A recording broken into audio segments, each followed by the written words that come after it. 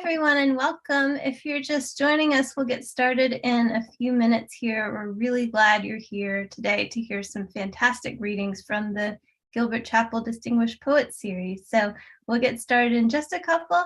Stay tuned and talk to you soon.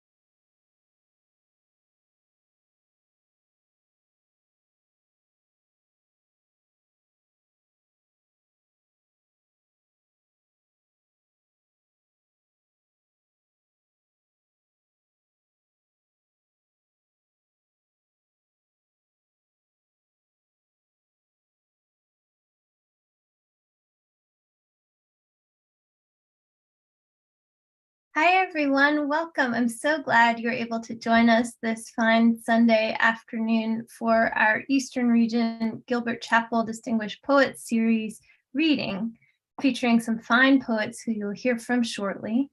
I'm Annalena Phillips-Bell. I'm the Distinguished Poet for the Eastern Region, and with thanks to the North Carolina Poetry Society for appointing me as such.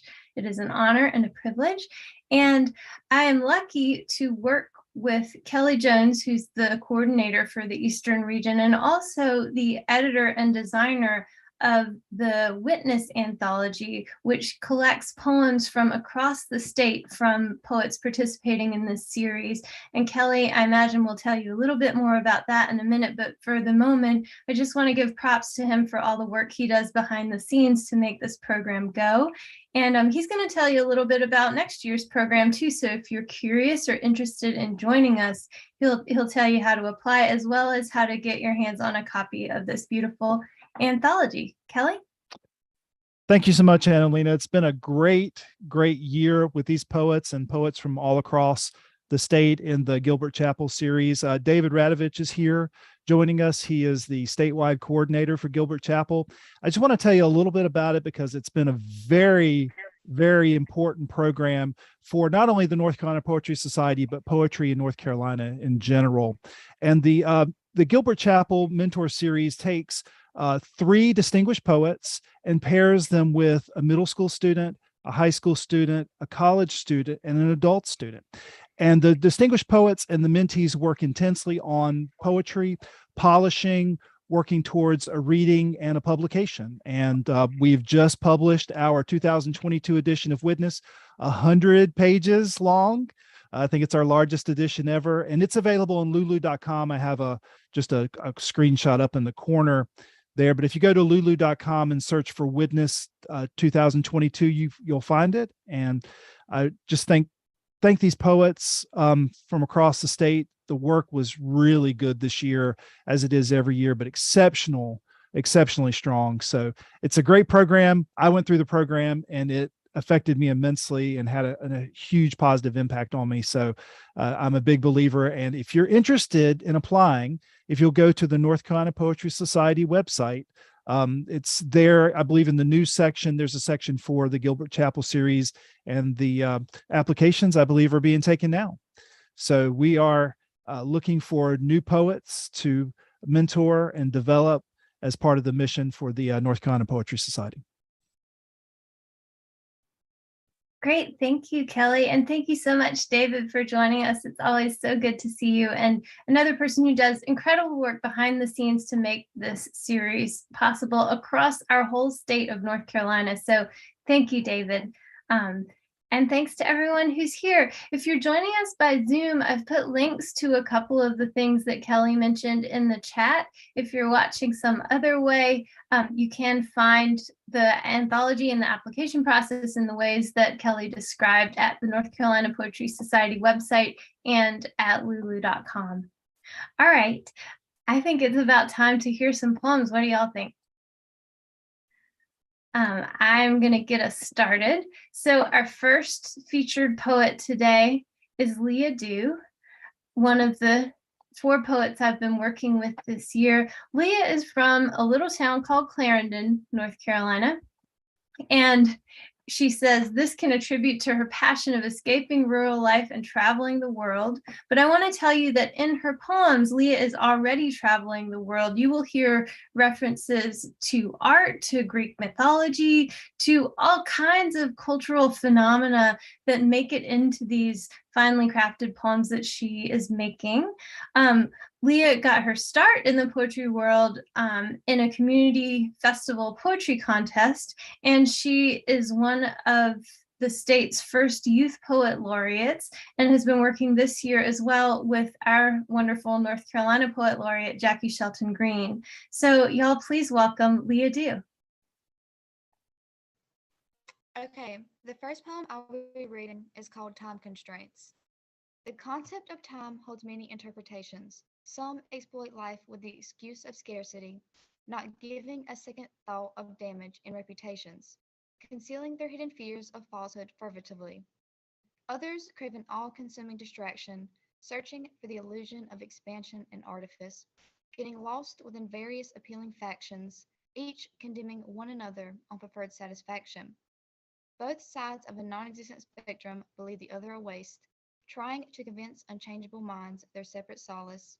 Misguided feelings reciprocally targeted gravely misplaced, unaware of the force that is truly acting upon us.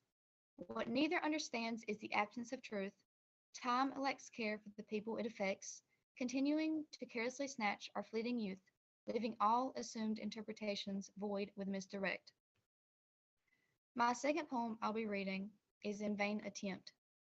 Success once an aptitude I held proudly, pleasing a surrounding audience, carrying strong support.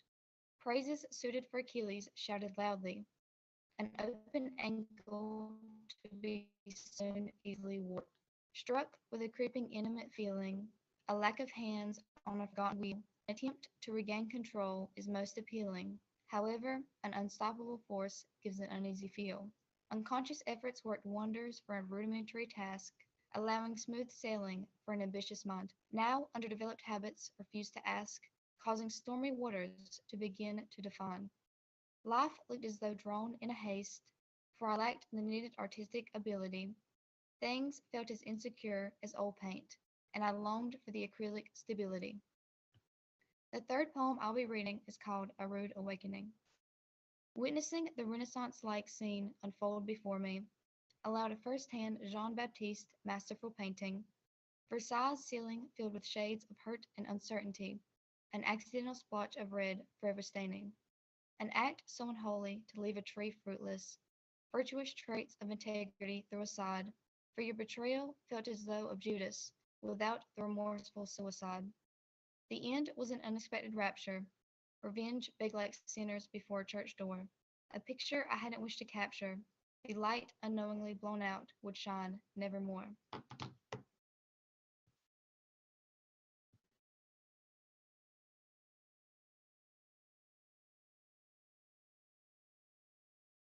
Oh, I'm speaking, and yet you could not hear me. I'm going to try again. Leah, that was fantastic. And I want to say how much I love that acrylic stability line, particularly, but all those poems, such a joy to hear aloud. Thank you. Thank you. Great. Our next poet for the afternoon is Hayden Garmain. She is a junior at Wayne School of Engineering, and she has many pursuits in addition to poetry that inform her work. She participates in Scouts BSA, and she became the first ever female Eagle Scout in Wayne County, which is a feat. She enjoys going to country music concerts, and I can say that her love of music is definitely apparent in her work. I can hear the way that she listens so carefully to music and the way she constructs her lines in her poems, and also her rhymes are like out of this world. So please welcome Hayden Garmain. I'm gonna read. Sorry. One of the first poems I'm gonna read is called Sunset. The sun lowers, the wave crash, colors mix, a beating heart slows. The noise disappears, a fire burns to ash, the sun lowers, the waves crash. Children stop playing, the day seems to pass, the world seems to sleep, a firefly glows. The sun lowers, the waves crash, the colors mix, the fire burns, a beating heart slows. And then for my second poem, it's called Learn and Forget. Everything we need to know, we learned before we're 10 years old. We learned how to read and write. We learned that it's bad to lie. We learned how to make friends. We learned how to make amends. We learned that fighting is bad. We learned how to respect mom and dad. We learned how to tie our shoes. We learned how it's okay to lose. But somewhere in this mess of life, we lost all of that childhood light. And then for my third one, it's called I Know. I would like to dedicate this to girls at my school and everyone there that they're trying to fool. I know that every morning you try to wake up. I know that every morning you do your makeup. Every morning you put on a mask and try to look happy in case someone asks. I know that every morning you're not quite awake. Every morning you just want to break. Every morning you arrive to class. Every morning you're just trying to pass. I know that every morning you say you're all right, but I also know what happens at night. I know that every night you try to go to bed, and every night you feel that spinning in your head. I know that every night you just try to fall asleep. Every night you just can't count sheep. I know that every night you say you're okay because they don't understand what happens all day. I know all of this because I've been there too. I know all of this because I am you. So, yeah. Thank you, Hayden. Fantastic. You can really hear the music, especially in that last one, I feel. I really love the way the meter works in that one. All right, our next poet of the day, and I believe our final reader for the day, is Lauren Jones. Lauren finished a BFA at UNC Wilmington, where I was lucky to work with her in that context as well, BFA in creative writing, and she's now a first-year graduate student at George Washington University. She writes poetry and essays, and she also is the founder of a literary magazine at UNC Wilmington during her time there called Sea Breeze that focused on publishing art and writing by Black writers. So very exciting career already in the literary world. And I'm very excited to hear her read today. Please welcome Lauren Jones. Thank you, Annalena. My first poem is called A New Generation, and I want to dedicate it to my grandparents. My grandpa grew up on a tobacco farm, the older brother to 13 siblings with backaches and dark mornings. He said yes, sir, to the landowner, who just knew a 10-year-old Negro would never amount to anything. My grandmother grew up on a farm beside a creek, and they followed that Brooks Creek for 5 miles to school. With blisters and the unpredictable weather, their futures as endless and rough as the creek. My mom grew up in a house her parents built specifically for her, so she'd be protected from the blisters and the tobacco. I grew up with a little spoon in my mouth. It's not much, but it gets food into my mouth just the same, and it doesn't complain much. But my DNA remembers the hard work, though my bones never knew physical suffering. And that does give me a little privilege, and the children in my generation, whose parents are determined to do better for their kids, refusing to let them play in a garden, saying yes, sir, to only fathers and grandpappies, promising we will never set foot on land we don't own, and letting us pave our own way in this world. Thank you. And so my next poem is called Missy's Master. Somewhere in King, North Carolina, there's a 30-something-year-old man sitting in an aqua 1998 Ford pickup truck. A not comically large Confederate flag is jerry-rigged to stand in the bed of said truck. The truck, named Missy, is in need of dire detail. Her undercarriage is looking fine, though. The man, whose life is defined by moments like these, sees 2 Black girls driving by. These Black girls went away for a weekend, and now they are sitting in a Walmart parking lot as they cry at the sapphic love they have for each other. Confrontational girl is driving a Honda Accord with anxious girl in her passenger seat. They drive by Missy, see the flag, and confrontational girl flips the car off. A therapist, white, will later tell the anxious girl that it's not a good idea to provoke people, even when they are wrong. Missy roars to life to protect her man. She's loyal to a fault. Missy follows the 2 girls for 1 mile, honking and revving, proudly standing behind this man, whose life will never be as good as this moment. Eventually, she must make a left turn and leaves the 2 girls to fend for themselves in the back hills of King, North Carolina. And life continued. These 2 girls return home, and Missy stays with someone who isn't worth her time or gas. And confrontational girl moves on with her life because she doesn't think about the trash she takes out. And anxious girl doesn't remember what life was like before King, North Carolina. Thank you. And my last poem is called Black Woman Battle Cry, and it's a golden shovel poem after Terrence Hayes' American Sonnets for My Past and Future Assassins. 1. This Black woman is angry the way her Blackness is being policed by friends. A poet would make a list of aggressions, would go sword to paper to do something, would love to see the white world burn into reparations and equity, but say I do nothing. What would become of this war I began? This Black woman is tired with people trying to speak for her. Hughes didn't die for a pen to be stolen by someone who doesn't read or write. 2. God, why did you put me in this body? I know it's a forbidden thought, but why can't my skin be coated in another color? A man once asked to lick the chocolate off my skin. It's a shame I considered. 3. My thoughts begin as waves crashing against rocks in my head. They try to squeeze between all the hard places Black women had to go through, like learning how to exist in spaces that were taken from us, like poetry. This Black woman is weary about weirdos claiming Black culture without consequences. Black moms, mamas, and mas raised warriors, but I've been thrown into this fight with only poetry as my weapon. Is a pen mightier than a gun? Did you know that a pretty sunset is a result of 1930s pollution? And bridges were only built to give trolls stable homes, and windows were made so white people could see everything they don't have. 4. If writing rescues, then why do I want to die all the time? My therapist has a hunch that I only want my pain to end. 5. I often think of all the Black women that rest on my shoulders. One told me I'm an inspiration. One said to step aside. Was it wrong to take the step and not mean it? Not only do I have to share my pen with especially bad writers, I have to have fun while doing it. Otherwise, I'm the angry Black girl. Like-minded company is so hard to come by these days. 6. A friend calls me queen anytime he sees me, but does a queen wish she was thin, wish she was light-skinned, wish her subjects didn't know how much she fought so she could take a break? This Black queen is exhausted. She can barely get out of bed, but she doesn't have the luxury of being depressed. 7. Ordinary is a word I would love to be called. What good is it being special when all they do is punish you for it? Call you a nightmare when you were once their visionary. I have a vision, but that vision can't get anywhere without boldness. Orpheus, a Greek poet, decided to invent a new way to tell someone I love you alone. But history never tells you when something doesn't work. His intentions were misunderstood. 8.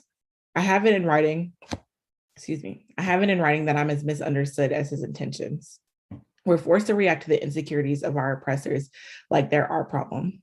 How is it me and a dead Greek man have more in common than the writing of white men? When I had this realization, I wanted to cry. He doesn't get the girl. Orpheus gave his heart and she thought he hated her. My beloved is a pretty thing called writing and she's let me down. 9. This Black girl is done with the he's and hims, done with people telling her what she said or what she meant. I mean what I say unapologetically and blindly. I have a hunch that without the restraints you set for yourself, we'd all be happier. Orpheus just wanted to love, and I want to exist. I don't know the answer to all the questions. I don't know if this poem is the answer to any of my problems, but I know that Orpheus and I will never apologize for feeling like ourselves. Thank you. Fantastic. Please give Lauren a hand. Oh, I love when you say thrown into this fight with only poetry as a weapon. I feel like you're going to win. I feel like it's inevitable. That's what I think. And y'all, could you please give a warm round of applause to all of our 3 poets today? What fantastic words we've gotten to hear out loud. I am so thankful and so excited to hear what they do next with their work. So y'all, do not be strangers. I'll be telling you this separately by email, but I want to know how things go for you and how your poems go and your various other pursuits. So yes, thank you again so much. And again, if you're interested in the Witness Anthology, you can find it at lulu.com with work from these writers if you want to read some of these poems on the page, as well as writers from across the state.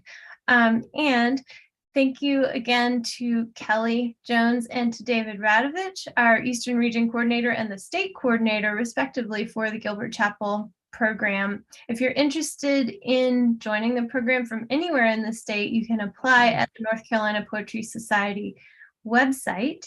And I think that's all we have for you today, but I feel like I've had just like a 5-course meal at this point. Like I feel pretty happy. So thank you again so much for joining us. David, Kelly, anything y'all want to add? No, David? thank you all. I really appreciated hearing everybody. Thank you, David, for coming, and Annalena, thank you for the work you've done, for several years. I want to tell our poets a short little story. So when I was 19, I was writing poetry and I was loving it, and something happened. I got busy and I put it down for 30 years. And when I picked it back up, it was a revelation to me. And what I'd like to just tell you is, all 3 of you, don't stop writing. Don't walk away from it, because you each have a gift, and poetry can be a way to help you process the phases of life. It can be so rewarding. And then those that get to read your work are rewarded by reading it. So don't make the mistake that I did and take 30 years off. Keep doing it. And if I could add a footnote, I hope you'll stay involved if you're in North Carolina with the North Carolina Poetry Society. We have workshops, we have events, we have contests and publications. It's a wonderful group of poets across the state. So please do keep in touch. Fantastic. Thank you all so much. Yes, follow what the North Carolina Poetry Society does. It's a huge advocate for poetry in the state and a sweet, sweet group of people, as are y'all. I'm so thankful to hear your words today. Hope everyone has a wonderful afternoon. Please clap really loud at home for these people so they can hear it through the ether, even if we can't hear it on the screen. y'all just know that we appreciate you and are so thankful for your words. Everybody have a fine day, and we'll see you soon in poetry.